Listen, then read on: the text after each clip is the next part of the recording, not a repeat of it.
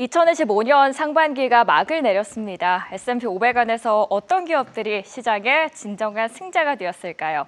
야후 파이낸스 통계와 함께 올려다보시죠. 가장 뜨거웠던 종목은 단연 팔란티어였습니다. 무려 78.8%라는 경이로운 수익률로 1위를 차지했습니다. 2위는 NRG 에너지, 그리고 5위는 슈퍼마이크로 컴퓨터입니다. 다음 판도 함께 볼까요? 마지막으로 보면 50% 넘는 수익률은 우버와 제너럴 일렉트릭이 있었습니다. 이렇게 다양한 기업들이 상위권에 이름을 올렸는데요. 이 안에는 시장의 중요한 흐름들이 담겨 있습니다.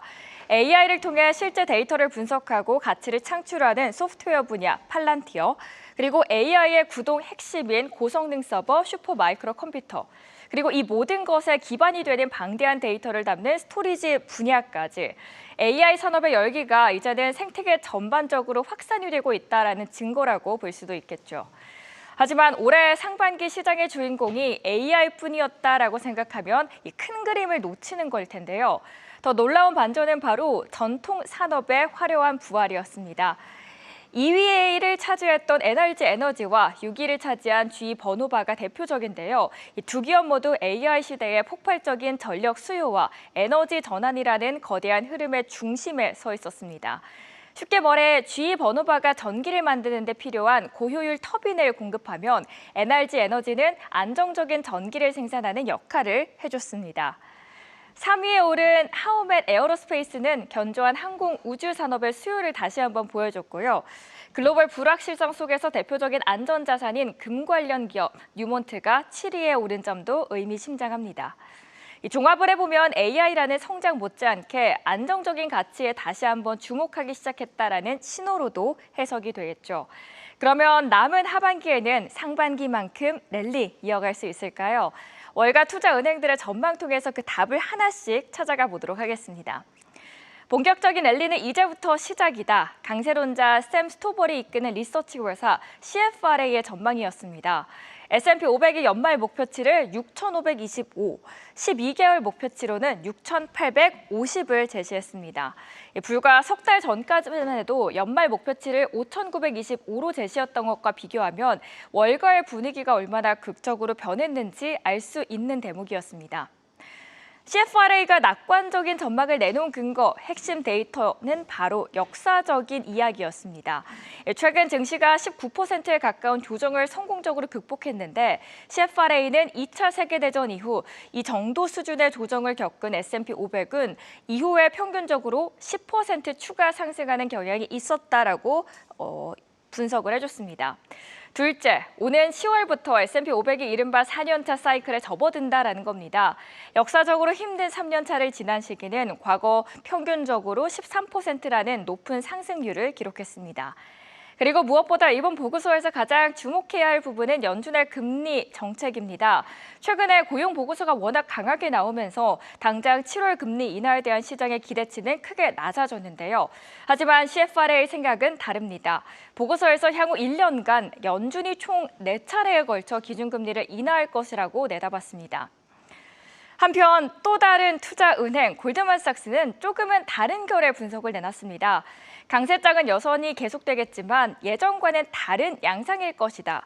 변동성을 동반한 강세장을 예상한 건데요. 4월의 침체 이후 나스닥이 40% 급등한 현상 뒤에 골드만삭스는 하나의 패턴을 발견했다라고 합니다. 뭐냐? 정책 불확실성이 클수록 오히려 수익률은 높아지는 경향이 있었다라는 겁니다. 따라서 시장의 방향은 우상향은 맞지만 그 과정이 순탄치만은 않을 것이다라는 이야기입니다. 여기서 골드만삭스가 제시한 핵심 포지션은 바로 미국 기술주였습니다. 기술주는 성장과 방어주 성격을 동시에 가진 양날의 검과 같다라고 평가했는데요. 상반기 견조한 성과는 물론 실적과 AI 관련 투자를 보면 수요 식을 기미가 보이지 않는다라는 겁니다. 마지막으로 하반기 시장의 향방을 결정지을 3가지 핵심 변수도 하나씩 짚어줬습니다. 첫째, 골드만삭스는 오는 9월과 10월, 12월에 연준이 연속으로 금리를 내릴 것이다라고 예상을 했습니다. 둘째는 약달러 추세인데요. 연준의 금리 인하가 달러 약세 압력으로 이어지고 원자재 같은 비달러 자산의 호재가 될 것이라는 논리. 가장 마지막 변수는 기업 실적입니다. 주가가 이미 높이 올라온 만큼 이제는 탄탄한 실적이 뒷받침되지 않으면 추가 상승은 더 어렵다라는 말이기도 하죠. 결국 하반기 투자의 성공은 변동성을 동반한 강세장이라는 큰 그림을 이해하고 그 안에서 끈기 있게 기회를 찾는 투자자에게 돌아갈 것이다라고 결론을 지어줬습니다. 하지만 모두가 이렇게 낙관적인 전망을 내놓은 건 아닙니다. JP모건의 데이비드 페르난데스는 조심스러운 낙관론을 제시하며 시장의 과열을 다시 한번 경고했는데요. 상반기 수익률을 가지고 연간 수익률을 계산하는 단순한 실수로 해서는 안 된다라고 강조를 합니다. 상반기에는 투자자들이 비관적이었기 때문에 시장이 오히려 걱정의 벽을 오를 수 있었지만 하반기 접어든 지금은 대부분의 투자자들이 걱정을 덜하고 있어서 추가 상승이 더 어려워졌다라고 이야기를 하는 겁니다. 그래서 앞으로 주목해야 할 지표로는 신규 실업수당 청구 건수를 꼽았습니다. 미국 GDP의 70%를 차지하는 소비는 결국 일자리에 달려있기 때문에 매주 발표되는 이 지표를 통해서 소비자들의 지갑 사정을 한번 다시 확인할 수 있다라는 논리입니다. 마지막으로 닥터 둠이라는 별명을 가진 경제학자 아시나요? 오른쪽에 보이실 텐데요. 2008년 글로벌 금융위기를 정확하게 예측해서 전 세계를 다시 한번 놀라게 했던 누리엘 루비니 교수가 2025년 하반기 경제에 대해서 아주 섬뜩한 경고를 하나 내놓습니다. 루비니 교수의 결론부터 말씀드리자면 2025년 하반기에 미니 스태그플레이션 쇼크가 올 것이다라는 겁니다. 구체적으로 예상을 하면 이렇습니다. 물가는 연말까지 3.5% 수준으로 다시 오를 것이다. 생각해보면 연준의 목표치는 2%죠. 성장률은 약해지거나 마이너스로 돌아설 수 있다. 그리고 금리 인하는 올해 12개월 전까지 12월 전까지는 절대 없을 것이다라는 이야기입니다. 다른 IB들이 9월에 내린다는 전망과는 상반됩니다. 그래서 닥터 둠은 지금 뭘 사고 있을까요? 그가 직접 운영하는 USAF라는 ETF를 들여다봤습니다. 이 포트폴리오 안에는 금과 단기 미국 국채가 핵심이었고요. 여기에 농산물 그리고 최근에는 방산기술과 사이버 보안 주식, 물가 연동 채권을 추가했더라고요. 대신 부동산 비중은 줄였습니다. 시장의 혼란에 대비하고 있다는 게 포트폴리오 안에서도 그대로 보였습니다. 참고로 이 펀드의 목표는 큰 수익보다는 최소한의 손실이 목표고 실제로 4월 관세 공포로 시장이 20% 폭락할 때 이 펀드는 3%밖에 안 빠지면서 그 방열력을 다시 한번 입증해줬습니다. 네, 상반기의 성과부터 월가 거물들의 엇갈리는 하반기 전망까지 긴 호흡으로 짚어봤는데요. 남은 하반기 투자하시는 데 든든한 이정표가 되셨길 바랍니다. 지금까지 월가 거물들의 하반기 전망 함께 전해드렸습니다. 네, 오늘 글로벌 이슈 브리핑 시간에는 큰 두 가지 줄기들을 짚어보겠습니다. 먼저 미국 트럼프 행정부의 움직임입니다. 이 트럼프 미국 대통령의 국정과제가 담긴 감세 법안과 상호관세를 두고 일어나는 흐름 살펴보겠습니다. 서영 캐스터, 우선 관세 발효와 관련해서 살펴볼 부분, 이거부터 짚어볼까요? 네, 상호관세 유예 기간이 이제 이틀가량 남았는데요. 그런데 현재까지 미국과 관세 협상을 공식적으로 마친 나라는 영국과 베트남 등 두 곳에 불과합니다. 압박을 나서는 미국을 비롯해 각국이 모두 분주한 모습인데 하나씩 짚어보겠습니다. 미국의 무역 협상을 이끄는 베선트 재무장관은 CNBC와의 인터뷰를 통해 관세 유예 기간인 8일까지 미국과 무역 합의를 하지 못한 국가들에는 지난 4월 책정한 관세율이 적용될 것이라고 경고했습니다. 그러면서 최소 상호관세인 10%를 부과받는 국가는 약 100개국에 이를 것으로 예상한다고 밝혔습니다. 트럼프 행정부가 상호관세 부과에 본격적으로 속도를 내는 것 같은데요. 이런 가운데 트럼프 대통령이 12개국을 대상으로 한 상호 관세율이 적힌 문서에 서명했다고 밝혔습니다. 서한은 현지 시간 7일 발송될 예정이라고 하고요. 다만 구체적인 관세율과 어떤 국가를 대상으로 했는지는 언급하지 않았습니다. 트럼프 대통령은 전날에도 취재진을 향해 서한의 관세율 범위가 10%에서 70%까지 다양할 것이라며 관세 부과 시점은 다음 달인 8월 1일이 될 것이라고 밝힌 바 있습니다. 트럼프 미국 대통령이 언급했던 12개 나라 가운데는 우리나라는 빠질 수 있다는 전망이 나오고 있지만 그래도 아직 지켜볼 부분 남아있을 것 같고요. 큰 틀에서 미국이 관세 압박에 대한 수위를 점점 높이고 있는 것 같은데 이 주요국 관련국 협상에서는 현재까지 어떤 모습 나오고 있습니까? 네, 먼저 EU에 대해 살펴보려고 하는데요. EU 집행위원이 워싱턴을 방문해 협상을 진행했습니다. 그런데 좀처럼 이견을 좁히지 못한 것 같습니다.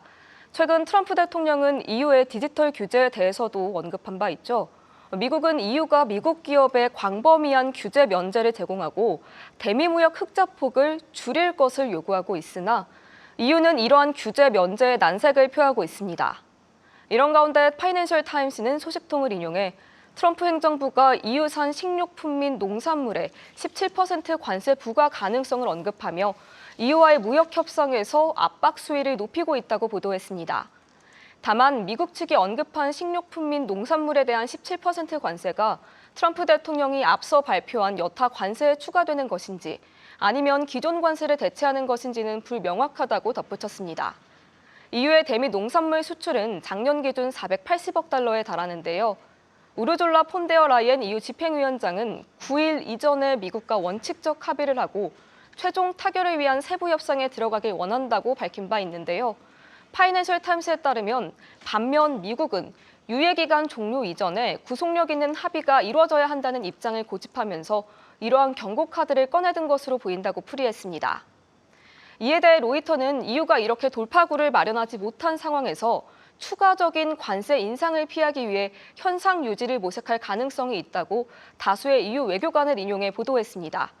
기본 관세 10%에 자동차 25%, 그리고 철강과 알루미늄 50% 관세가 유지되는 현재 상태가 차라리 낫다고 판단하고 있는 것으로 보인다고 하고요. 한편 당초 관세 협상에 적극적이었던 인도는 강경 노선을 선택했습니다. 자동차 부품의 미국 수출 등에서 이견을 보이며 협상이 교착 상태에 빠지자 강경 노선으로 선회한 건데요. 현지 시간 5일 인도는 세계무역기구 WTO에 미국을 상대로 보복 관세를 부과하겠다고 통보했습니다. 인도 정부는 미국이 인도에 부과하는 관세는 총 7억 2,500만 달러, 한화 1조 원에 달한다며 인도는 이에 상응하는 금액만큼 미국산 제품에 관세를 부과할 예정이라고 밝혔고요. 다만 구체적인 관세율이나 관세 부과 대상 품목은 밝히지 않았습니다. 선거를 앞둔 일본 역시 고전 중입니다. 일본의 주력 수출품인 자동차에 대한 관세 인하와 쌀 시장 개방 등을 놓고 이견을 보이고 있는데요. 트럼프 대통령은 노골적으로 일본을 비판하고 나서기도 했죠. 이에 현지 시간 6일 이시바 일본 총리는 동맹국이라도 할 말은 해야 한다며 미국과 관세 협상에서 쉽게 양보하지 않겠다는 입장을 드러냈고요. 일본 정부는 다음 주 미국 측과 8차 협상 방안을 타진 중입니다. 또 우리나라의 경우 막판 협상을 위해 여항구 통상교섭본부장에 이어 위성락 국가안보실장도 워싱턴으로 향했습니다. 네, 이어서 이 세금, 감세와 관련한 문제 살펴보겠습니다. OBBBA라고 하죠. 트럼프 대통령의 감세 법안이 미국 의회를 통과한 이후의 움직임, 이것이 시장의 변화를 이끌 가능성 없는지 이 점도 지켜봐야겠죠? 네, 맞습니다. 말씀해 주신 것처럼 이 부분도 굉장히 시장이 주목하고 있는 부분이죠. 그런데 결국 트럼프 대통령의 뜻대로 미 독립기념일에 서명식을 진행했습니다. 이로써 하나의 크고 아름다운 법안 감세안이 법률로서 공식 효력을 갖게 됐습니다. 현재 시간 4일 트럼프 대통령은 감세와 부채 한도 상향, 또 보조금 폐지와 불법 이민 차단 등 집권이기 핵심 국정 과제를 담은 법안에 서명했습니다. 해당 법안은 즉시 효력을 갖게 됐고요. 트럼프 대통령이 하나의 크고 아름다운 법안이라고 명명한 대로 하나의 법안 안에 감세부터 부채 한도 상향, 또 이민 단속 기간 예산 확대까지 모두 담겨 있죠. 이에 트럼프 대통령은 서명식에서 발언에 나서며 역사상 가장 큰 감세를 통해 다양한 계층의 사람들이 혜택을 받을 것이라고 주장했습니다.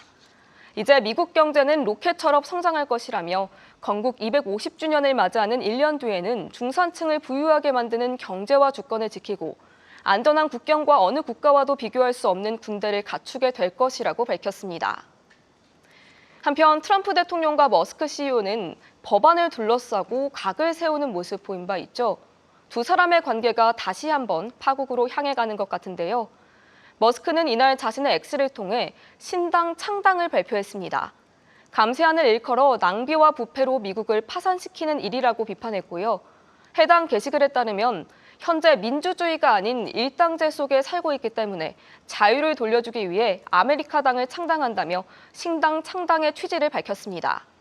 월스트리트저널은 머스크의 이 같은 행보는 내년 11월 중간 선거에서 반트럼프와 비민주당 지지표를 흡수함으로써 상하원에서 일정 정도의 의석을 확보해 지금처럼 공화당이 트럼프 대통령의 정책 법안을 일방적으로 통과시키는 것을 막고 제3당으로서 캐스팅 보트 역할을 행사하겠다는 뜻으로 풀이했는데요.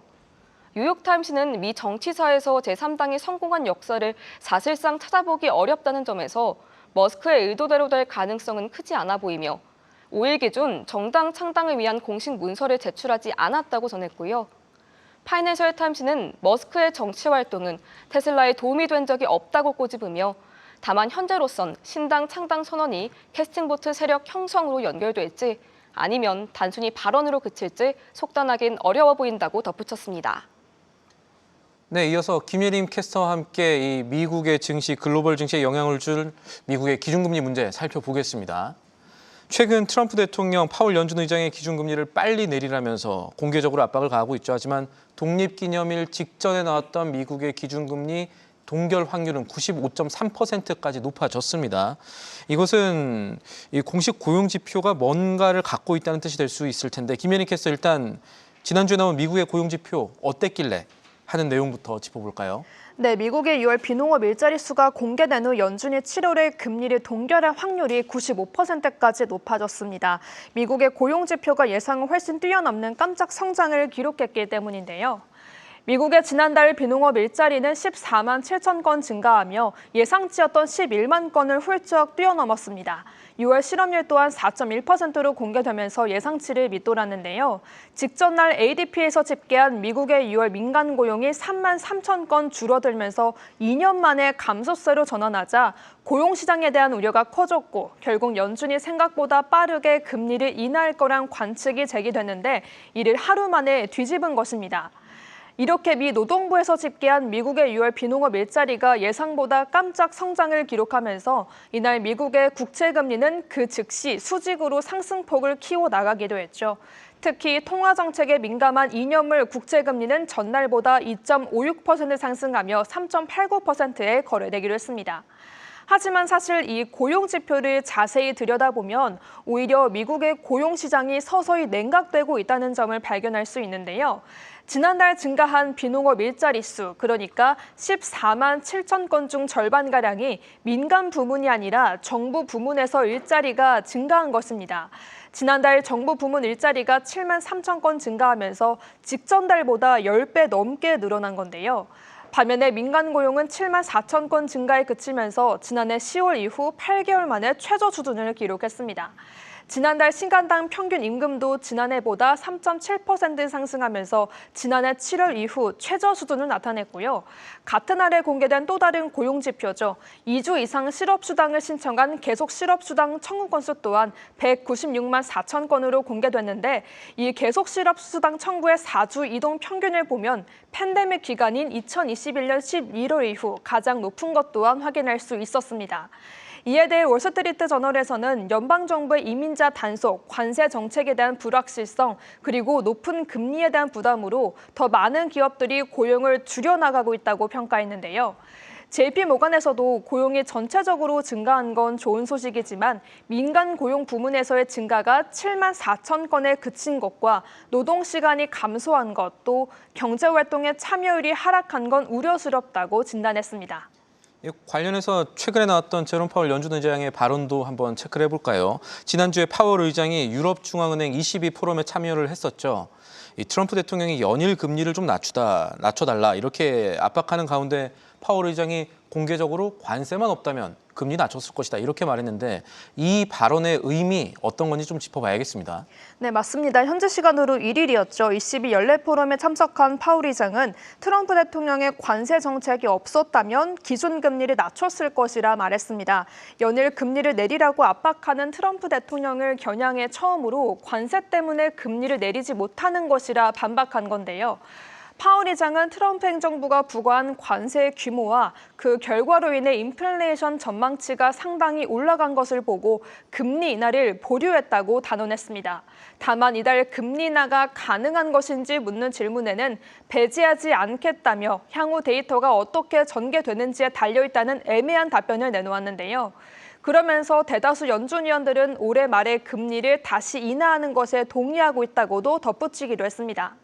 트럼프 대통령의 공개적인 금리 인하 압박과 관련해서는 연준은 모두 거시경제 안정과 금융 안정을 이루려 노력한다며 이를 성공적으로 이루기 위해 어느 한쪽 편을 들지 않고 어느 한쪽과도 대립하지 않는다고 입장을 전했습니다. 트럼프 대통령의 압박에도 흔들리지 않겠다는 점을 단호히 나타낸 거라 할 수 있는데요. 같은 자리에 있던 라가르드 ECB 총재는 용감한 중앙은행 총재의 전형적인 모습을 보여준다고 언급하며 자신이 만약 파월 의장의 입장이었다면 같은 행동을 했을 거라 지지하기도 했습니다. 6월 비농업 고용지표가 발표된 후 보스틱 애틀란타 연은 총재 발언이 공개되기도 했습니다. 보스틱 총재는 고용시장이 침체되고 있다는 징후가 있지만 아직 악화되고 있지는 않다고 평가했는데요. 트럼프 대통령의 감세안이 이제 법률로 확정된 후에는 부채 상환 비용이 물가와 고용에 중대한 영향을 미칠 수 있다고 말하며 연방 부채 규모가 통화 정책을 움직일 수 있겠지만 그건 연준이 추구하는 일과 무관할 거라 우려하기도 했습니다. 결론적으로 이렇게 광범위한 불확실성이 특징인 현 시점은 통화 정책에 큰 변화를 줄 시점이 아니라고 생각한다며 아직은 인내심을 가지고 지켜볼 여력이 충분하다고 말했습니다.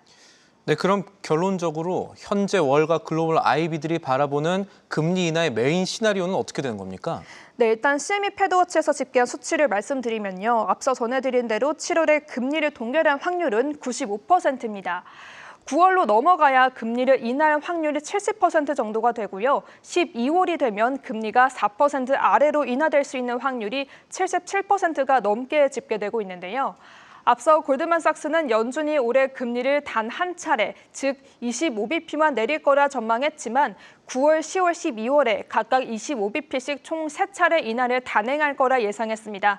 6월 고용지표가 나온 후에는 연준이 이제 여름철 인플레이션이 빠르게 오를 걸 대비하면서 관망세를 유지해야 한다는 확신을 더욱 강화할 것이라 말했는데요.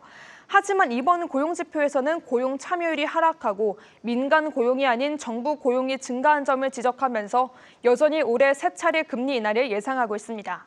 여기에 더해 2년물 국채금리는 3.45%로 10년물 국채금리는 4.2%로 올해 연말까지 내릴 거라 전망했는데요.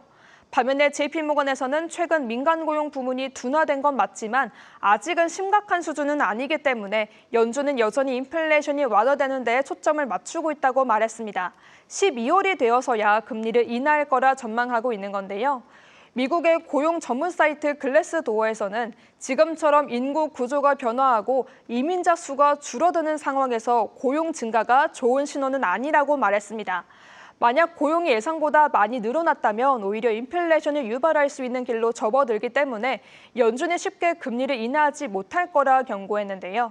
프린시플 자산운용사에서도 일부 연준 인사들이 이르면 7월에 금리가 인하될 수 있다고 말했지만 이번에 나온 고용지표로 7월에 금리가 인하될 근거를 완전히 없앴다고 전하면서 다음 금리 인하 시점은 9월 이후에나 이루어질 걸로 보인다고 전했습니다. 네, 잘 들었습니다. 지금까지 글로벌 이슈 브리핑이었습니다. 계속해서 다양한 경제 이슈를 알고 싶다면 구독과 좋아요, 알림 설정 부탁드립니다. AI 캐스터 권미정이었습니다.